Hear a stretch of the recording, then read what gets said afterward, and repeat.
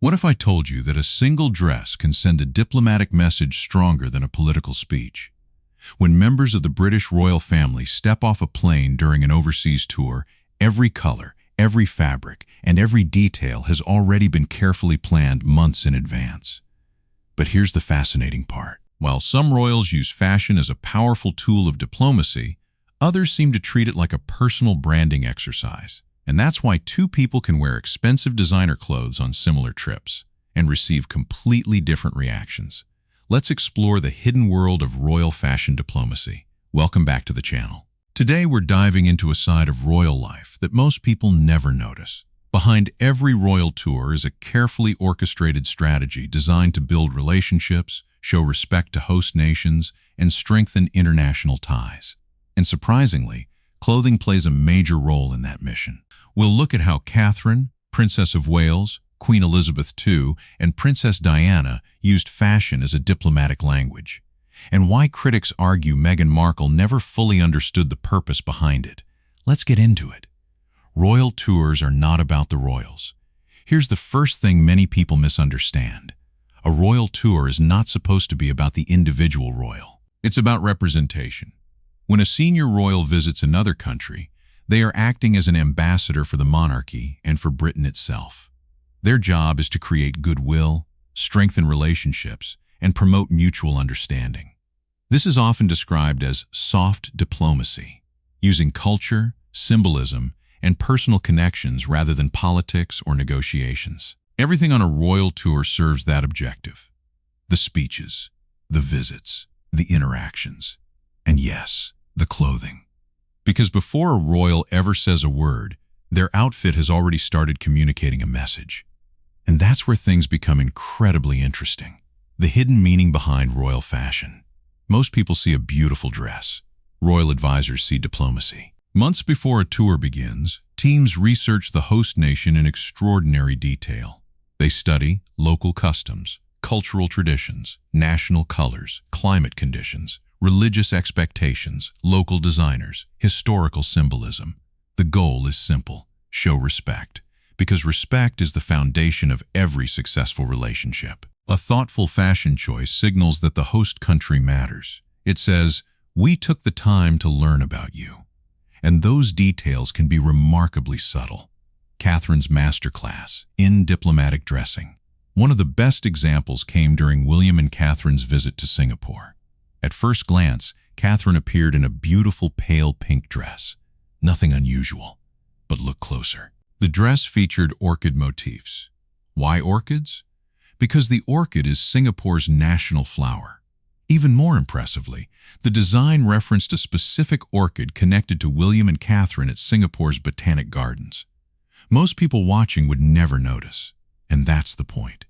The gesture wasn't designed to attract attention.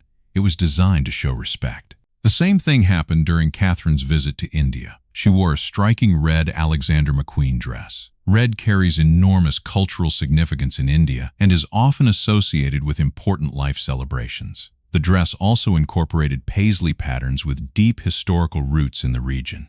Again, it wasn't random. It was deliberate. Every detail served a purpose. Princess Diana understood the assignment. Long before Catherine, Princess Diana mastered the same art. Many people remember Diana as a fashion icon, but fewer realize how strategic those fashion choices often were.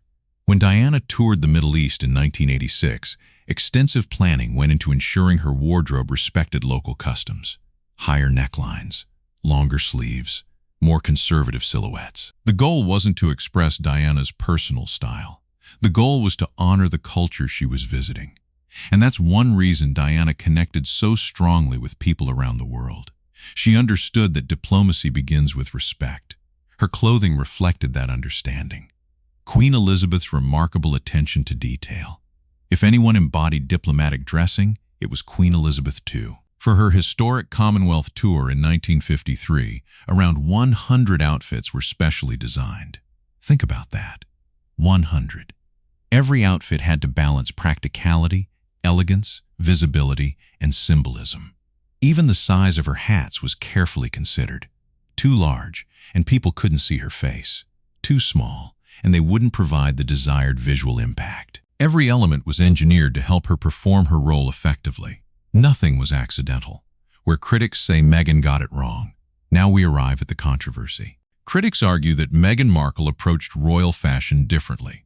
To be fair, Meghan did occasionally get it right. During the 2018 Australia tour, she wore several outfits that paid tribute to local culture and designers. But critics claim the broader issue wasn't individual outfits. It was philosophy. According to this perspective, successful royal fashion starts with the role. The individual comes second. Critics argue Meghan often reversed that equation. Rather than asking, what best represents the institution and the host nation? She appeared to ask, what best represents me? Whether one agrees with that criticism or not, it explains why debates around her wardrobe choices continue years later, why the small details matter. Here's what fascinates me most. Royal fashion isn't really about fashion. It's about communication. A carefully chosen color can acknowledge a nation's identity. A local designer can spotlight local talent. A culturally appropriate silhouette can demonstrate respect. These are tiny gestures, but diplomacy is often built on tiny gestures. And that's why experienced royals spend enormous amounts of time getting these details right.